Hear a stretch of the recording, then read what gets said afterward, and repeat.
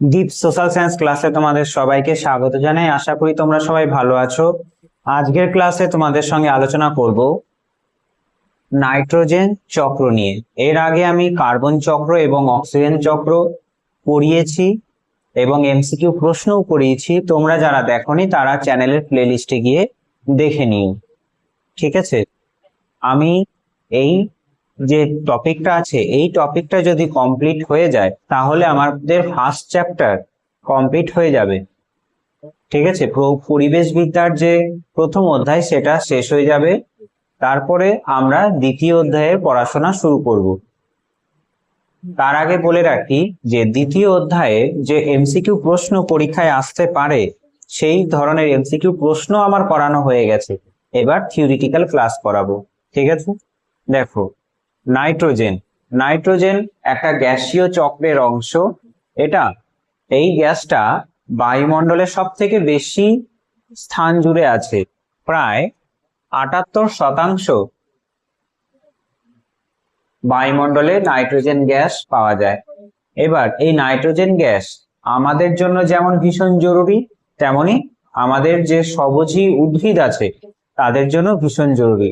আমাদের যে প্রোটিন বা ডিএনএ তৈরিতে নাইট্রোজেন ভীষণ জরুরি। আমাদের শরীরের গঠনের জন্য নাইট্রোজেন ভীষণ জরুরি। আবার গাছের জন্য কি, যে নাইট্রোজেন প্রধান পরিপোষক বা পুষ্টিমৌল হিসাবে কাজ করে। কিন্তু এটাও মনে রাখতে হবে তোমাদের যে নাইট্রোজেন এত বায়ুমণ্ডলে বেশি থাকা সত্ত্বেও কিন্তু গাছ কিংবা আমরা সরাসরি এই নাইট্রোজেনকে শোষণ করতে পারি না। এবার নাইট্রোজেনকে শোষণ করতে গেলে কিছু প্রক্রিয়ার মধ্যে দিয়ে যেতে হয়। আর নাইট্রোজেন বায়ুমণ্ডলে এত থাকা সত্ত্বেও এটা একটা নির্দিষ্ট চক্রের আকারে আবর্তিত হয়। অর্থাৎ বায়ুমণ্ডলের যে নাইট্রোজেন আছে গ্যাসীয় উপাদান হিসাবে, সেটা প্রথমে ভূপৃষ্ঠে যে মাটি আছে সে মাটিতে মিশবে, সেই মেশার প্রক্রিয়ার একটা নাম আছে। তারপরে সেই মাটি থেকে যে নাইট্রোজেন আছে সেটা উদ্ভিদ দেহে যাবে, উদ্ভিদ দেহ থেকে আমাদের শরীরে আসবে, আবার আমাদের শরীর বা উদ্ভিদের শরীর থেকে আবার বায়ুমণ্ডলে ফিরে যাবে। এই যে চক্রাকারে চলছে এইটাই হলো নাইট্রোজেন চক্র। আর একটা নির্দিষ্ট চক্র বজায় আছে বলেই ভারসাম্য বজায় থাকছে। এবার নাইট্রোজেন চক্র 4টে ধাপে সম্পন্ন হয়। একটা হলো নাইট্রোজেন সংঘবদ্ধকরণ বা স্থায়ীকরণ বোঝায় বলা হয় একটা ধাপকে।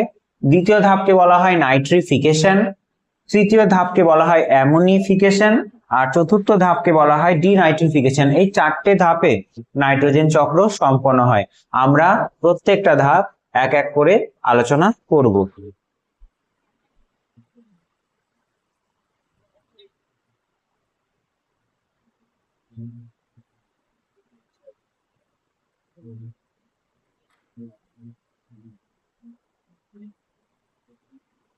দেখো, প্রথম ধাপ আমরা যদি বলি যে নাইট্রোজেন সংঘবদ্ধকরণ বা স্থায়ীকরণ, এর মানে কি, যে আমাদের বায়ুমণ্ডলে যে 78% নাইট্রোজেন আছে সেইটা এবার কি হবে, যে বায়ুমণ্ডলের গ্যাসীয় উপাদান থেকে মাটিতে সংঘবদ্ধ করবে।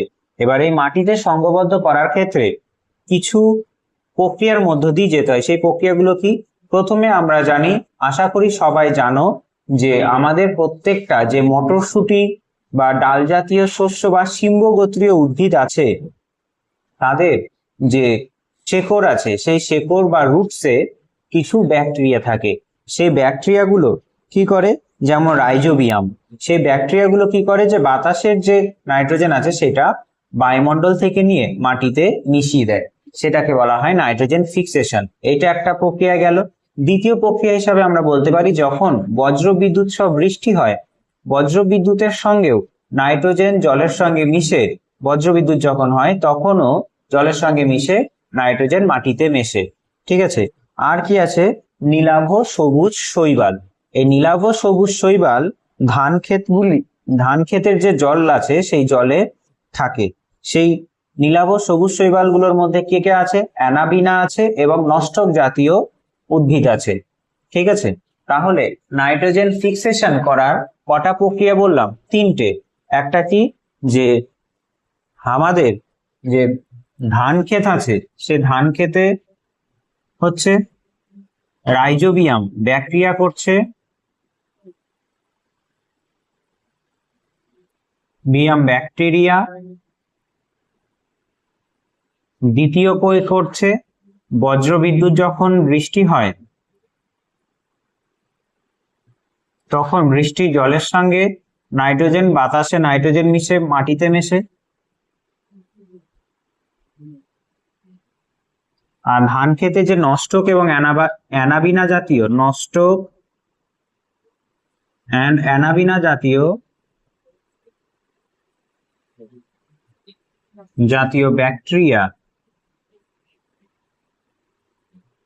ব্যাকটেরিয়া কি করছে, বাতাসের নাইট্রোজেনকে মাটি মিশিয়ে দিচ্ছে। এরপরে আছে নাইট্রিফিকেশন। নাইট্রিফিকেশন বলতে কি বোঝায়? নাইট্রিফিকেশন হলো একটা প্রক্রিয়া যেখানে উপযোগী হয়ে যায়, ঠিক গাছ যারা আছে সেই গাছগুলো নাইট্রোজেনকে শোষণ করার উপযোগী হয়। ঠিক আছে, এই এমন নাইট্রিফিকেশন প্রক্রিয়া, যেমন এই যে নাইট্রিফিকেশন যে প্রক্রিয়া কার্যকর করলো, সেই প্রক্রিয়া কার্যকর করার জন্য কিছু ব্যাকটেরিয়া আছে।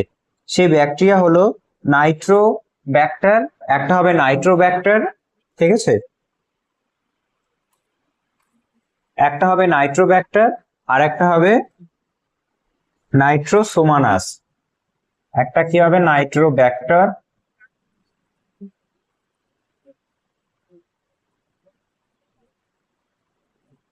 আর একটা হবে নাইট্রোসোমানাস।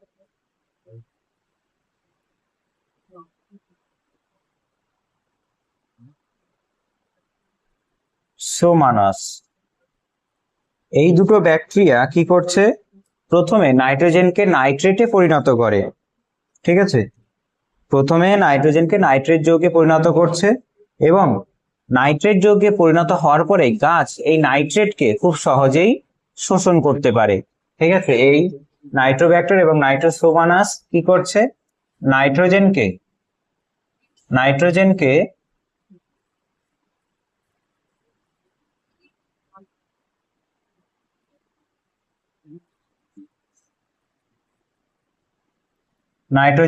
নাইট্রেটে পরিণত করছে।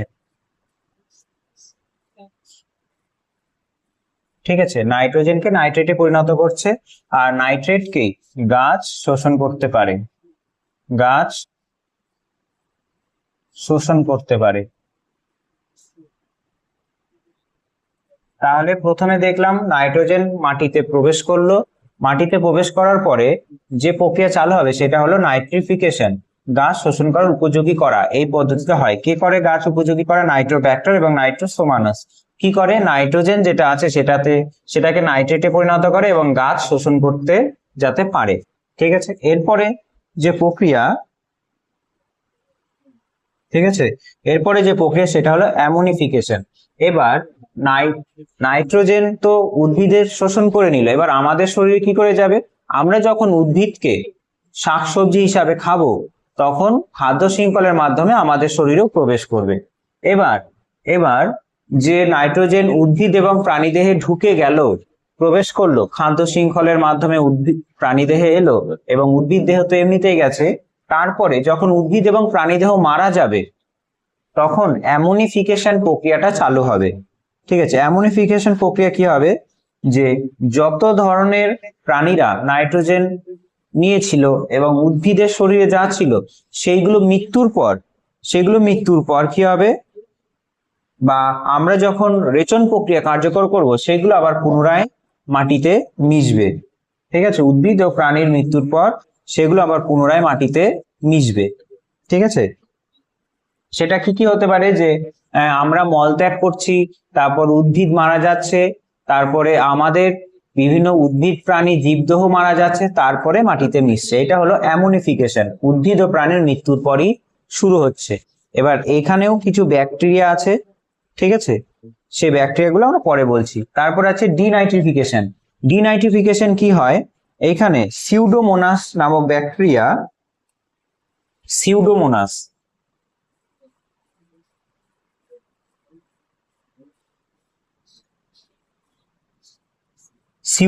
নামক ব্যাকটেরিয়া মাটিতে যে যেখানে অক্সিজেন কম আছে সেইখানে এই ধরনের ব্যাকটেরিয়া থাকছে, অক্সিজেন যেখানে কম থাকছে সেইখানে এই ব্যাকটেরিয়াগুলো থাকছে। এই ব্যাকটেরিয়াগুলো কি করে যে ডিনাইট্রিফিকেশন অর্থাৎ মাটি থেকে অক্সিজেনকে নাইট্রোজেনকে আবার বাতাসে ফিরিয়ে দেয়।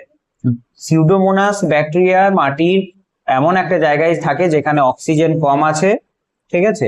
আর কি যে যেখানে অক্সিজেন কম থাকছে সেইখানে থাকার পরে মাটিতে যে নাইট্রোজেন আছে সেইটাকে কি করে আবার বাতাসে পুনরায় ফিরিয়ে দেয়, ঠিক আছে। এইভাবে চক্রাকারে নাইট্রোজেন চক্র চলে। তাহলে বোঝা গেল বাতাসের নাইট্রোজেন মাটিতে মেশাকে বলা হয় নাইট্রোজেন ফিক্সেশন। আবার বাতাসের নাইট্রোজেনকে ফিক্সেশন করতে সাহায্য করে রাইজোবিয়াম ব্যাকটেরিয়া। বজ্রবিদ্যুৎ সহ বিদ্যুৎ যখন হবে, বজ্রবিদ্যুৎ সহ বৃষ্টি যখন হবে,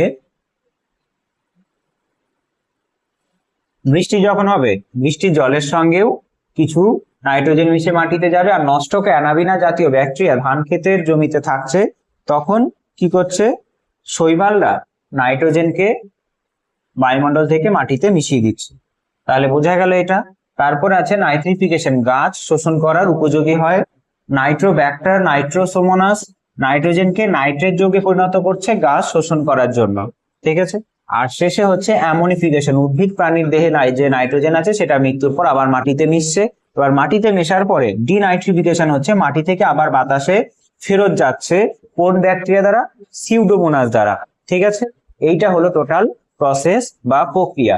এরপরে আমরা কি দেখব, এরপরে নাইট্রোজেন চক্র যে বিষয়টা সেটা আমরা নোট থেকে পড়ব এবং নোট থেকে পড়ার পরে কিছু এমসিকিউ প্রশ্ন সলভ করব, ঠিক আছে। দেখো নাইট্রোজেন চক্র প্রথমে সংজ্ঞা দিয়েছে যে পদ্ধতিতে বায়ুর নাইট্রোজেন মাটিতে এবং মাটির নাইট্রোজেন বায়ুতে আবর্তিত হয়ে পরিবেশে নাইট্রোজেনের সমতা বজায় রাখে তাকে নাইট্রোজেন চক্র বলে, ঠিক আছে, সংজ্ঞা হলো।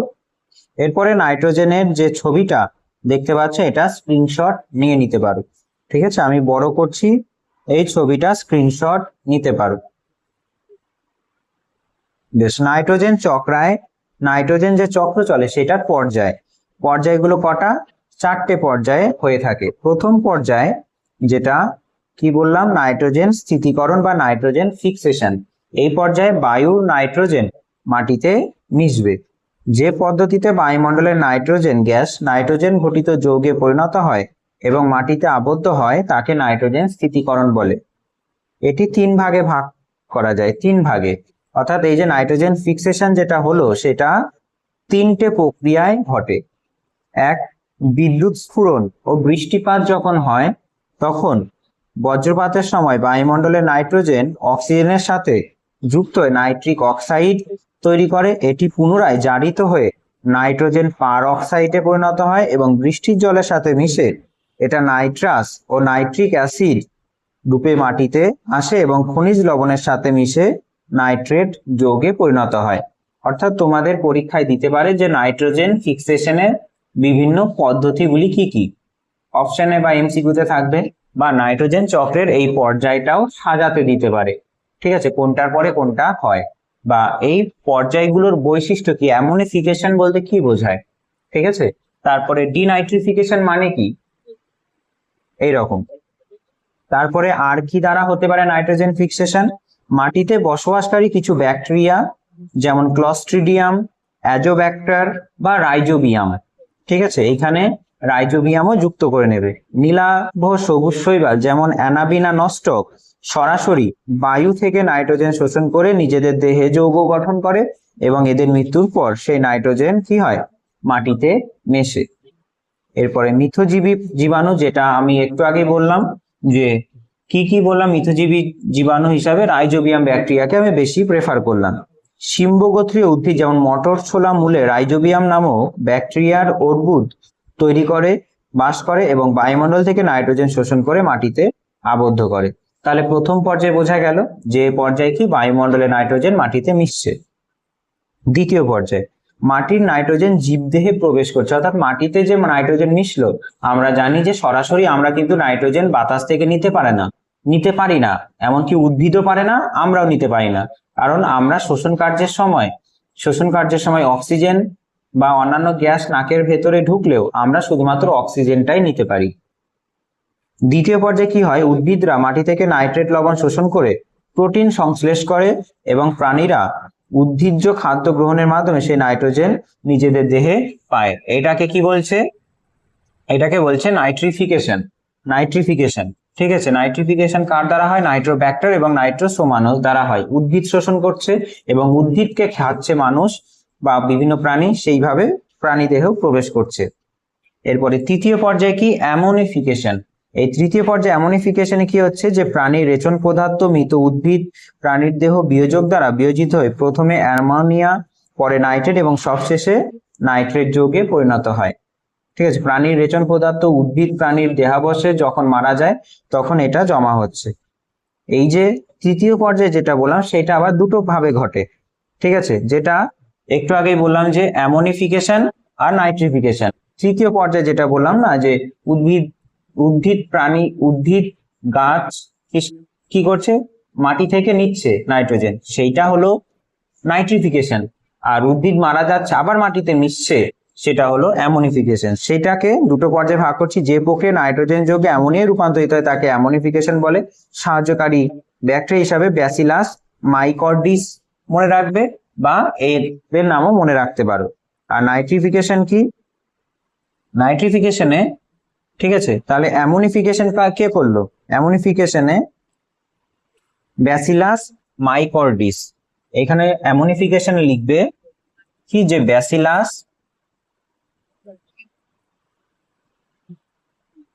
ব্যাসিলাস মাইকর্ডিস।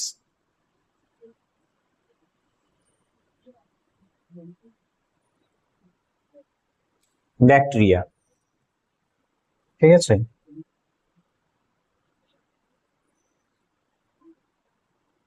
অর্থাৎ অ্যামোনিফিকেশন করতে কে সাহায্য করে, ব্যাসিলাস মাইকর্ডিস সাহায্য করে।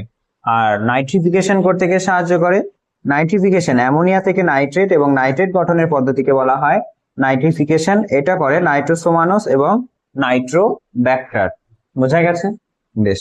এরপরে চতুর্থ পর্যায়ে কি, চতুর্থ পর্যায়ে হলো শেষ পর্যায়ে।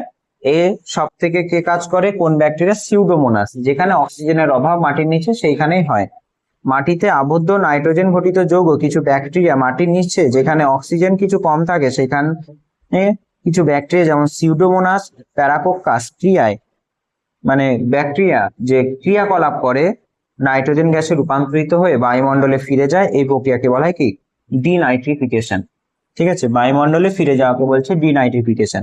এরপরে এই প্রক্রিয়াকে আমি একটা ছকের আকারে দিয়েছে, দেখো, যে সংঘবদ্ধ বা ফিক্সেশন বলে। বাতাস থেকে কোথায় যাচ্ছে, মাটিতে যাচ্ছে, বাতাস থেকে মাটিতে যাচ্ছে বায়ু থেকে। কে কে করে, রাইজোবিয়াম, অ্যাজোব্যাক্টার স্পেশালি করে, প্রধান ব্যাকটেরিয়া। অ্যামোনিফিকেশন কে করে, মৃতদেহ বা বজ্র তৈরি হচ্ছে, এটাকে বলা হয় অ্যামোনিয়া তৈরি করছে, আর ব্যাসিলাস মাইকর্ডিস তৈরি করছে।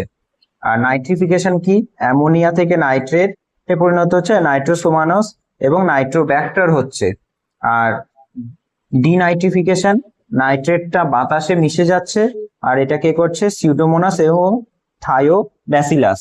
সিউডোমোনাস বা থায়োব্যাসিলাস, ঠিক আছে, বা প্যারাকোক্কাস, এরা। বোঝা গিয়েছে বিষয়টা? বেশ। নাইট্রোজেন চক্রের গুরুত্ব কি, নাইট্রোজেনই হলো প্রোটিনের প্রধান উপাদান। প্রথম গুরুত্ব, এর মাধ্যমে প্রকৃতিতে নাইট্রোজেনের ভারসাম্য বজায় থাকে। তৃতীয়ত, জীবদের কোষ গঠনের জন্য প্রয়োজনীয় নাইট্রোজেন এই চক্রের মাধ্যমে সরবরাহ হয়। জীবকোষে প্রোটোপ্লাজম গঠনে গুরুত্বপূর্ণ ভূমিকা নেয়। ঠিক আছে, আর ডিএনএ আরএনএ এর প্রধান উপাদান হলো নাইট্রোজেন বেস। ঠিক আছে, এরপরে আমরা কিছু এমসিকিউ প্রশ্ন দেখব। নাইট্রোজেন গ্যাসের শতকরা পরিমাপ কত বায়ুমণ্ডলে? আমরা সবাই জানি 78.08%। 2 প্রশ্ন, নিচের কোনটি নাইট্রোজেন সংঘবর্ধনে সাহায্যকারী একটি সহজীবী ব্যাকটেরিয়া? উত্তর হবে রাইজোবিয়াম। কোথায় থাকে? সিম্বগোত্রীয় উদ্ভিদে যেমন মটর ছোলা শিকড়ে বসবাস করে। আর দুজনেই কি করে, মিথজীবী বা সহজীবী সম্পর্ক স্থাপন করে, মটর গাছ এবং রাইজোবিয়াম ব্যাকটেরিয়া। বিদ্যুৎ ক্ষরণ বা বজ্রপাতের সময় বাতাসে নাইট্রোজেন ও অক্সিজেন যুক্ত হয়ে প্রথমে কি উৎপন্ন করে? প্রথমে উৎপন্ন করে নাইট্রিক অক্সাইড। ঠিক আছে, বজ্রপাতের ফলে বাতাসে উৎপন্ন উচ্চ তাপমাত্রায় নাইট্রোজেন ও অক্সিজেন বিক্রিয়া করে প্রথমে নাইট্রিক অক্সাইড তৈরি করে, যা পরে আরো জারিত হয়ে নাইট্রোজেন ডাইঅক্সাইড গঠন করে। 4 নম্বর প্রশ্ন, মৃত জীবদেহ রেচন পদার্থ ভেঙে অ্যামোনিয়া রূপান্তরিত করার প্রক্রিয়াকে কি বলে? উত্তর হবে অ্যামোনিফিকেশন। ঠিক আছে, মৃত জীবদেহ রেচন পদার্থ ভেঙে অ্যামোনিয়ায় রূপান্তরিত করার প্রক্রিয়াকে বলা হয় অ্যামোনিফিকেশন। এরপরে 5 প্রশ্ন, নিচের কোনটি অ্যামোনিফাইং ব্যাকটেরিয়ার উদাহরণ? অ্যামোনিফাইং ব্যাকটেরিয়ার উদাহরণ হলো ব্যাসিলাস রামোসাস। ঠিক আছে, ব্যাসিলাস রামোসাস অ্যামোনিফিকেশন ব্যাকটেরিয়ার একটা নাম। ঠিক আছে, ব্যাসিলাস রামোসাস, ব্যাসিলাস মাইকর্ডিস হলো প্রধান অ্যামোনিফাইং ব্যাকটেরিয়া যা জৈব পদার্থ পচতে সাহায্য করে। 6 নম্বর প্রশ্ন, নাইট্রোফিকেশন প্রক্রিয়ায় অ্যামোনিয়াকে প্রথম নাইট্রেটে রূপান্তরিত করে কোন ব্যাকটেরিয়া? উত্তর হবে নাইট্রোসোমানস। নাইট্রিফিকেশন প্রক্রিয়া অ্যামোনিয়াকে প্রথমে নাইট্রেটে রূপান্তরিত করছে কে? নাইট্রোসোমানস। এরপরে 7 নম্বর প্রশ্ন, উদ্ভিদ মাটি থেকে মূলত কোন রূপে নাইট্রোজেন শোষণ করে? উত্তর হবে নাইট্রেট রূপে উদ্ভিদ শোষণ করে। ঠিক আছে, এরপরে 8 প্রশ্ন, মাটিতে থাকা নাইট্রোজেন ঘটিত যৌগকে পুনরায় নাইট্রোজেনে গ্যাসে রূপান্তরিত করে বাতাসে ফিরিয়ে দেওয়ার প্রক্রিয়াকে কি বলা হয়? ডিনাইট্রিফিকেশন বা নাইট্রোজেন মুক্তি। ঠিক আছে, এইখানে ব্যাখ্যাগুলো আছে, ব্যাখ্যাগুলো তোমরা দেখতে পারো। ঠিক আছে, 9, নিচের কোনটি একটি ডিনাইট্রিফাইং ব্যাকটেরিয়া? ডিনাইট্রিফাইং ব্যাকটেরিয়া অবশ্যই মনে রাখবে সিউডোমোনাস। ঠিক আছে, সিউডোমোনাস হলো একটা ডিনাইট্রিফাইং ব্যাকটেরিয়া। তারপরে 10, যদি পৃথিবীর থেকে সমস্ত ডিনাইট্রিফাইং ব্যাকটেরিয়া ধ্বংস করে দেওয়া যায় তবে কি ঘটবে? যে বায়ুমণ্ডলে নাইট্রোজেন ভারসাম্য নষ্ট হবে এবং সমস্ত নাইট্রোজেন মাটিতেই আবদ্ধ থেকে যাবে। এরপরে 11, ধান খেতে নাইট্রোজেন যোগান বাড়াতে চাষিরা কোন ধরনের জৈব সার ব্যবহার করেন? উত্তর হবে অ্যানাবিনা এবং অ্যাজোলা।